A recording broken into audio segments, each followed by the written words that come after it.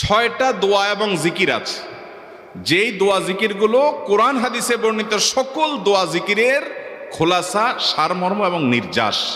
এই 6টাকে যদি কোনো মুসলমান নিয়মিত আঁকড়ে ধরে, তাহলে কোরআন এবং হাদিসের যত দোয়া এবং জিকির আছে কেমন যেন তার নির্যাসটা নিয়মিত সে আমল করলো। বলবো সেগুলা। এই 6টা দোয়া এবং জিকিরের মধ্যে সর্বপ্রথম হলো নবী করিম সাল্লাল্লাহু আলাইহি সাল্লামের প্রতি দুরূদ প্রেরণ করা। নবীজি সাল্লাল্লাহু আলাইহি সাল্লামের প্রতি দুরূদ প্রেরণ করার আমল এরকম আমল, আপনি যদি সারা দিনে শুধুমাত্র নবীজির প্রতি দুরূদ প্রেরণ করার আমলটাই জিকির হিসাবে সবচেয়ে বেশি করেন, দোয়া হিসাবে যদি এটাই আপনি সারাদিন করতে থাকেন, তো আপনার জন্য যথেষ্ট হবে। আল্লাহর কাছে আর কিছু না চাইলেও চলবে, আর কিছু না চাইলেও চলবে। দুরূদ মানে হলো নবীজির জন্য দোয়া করা। ভাই, আল্লাহ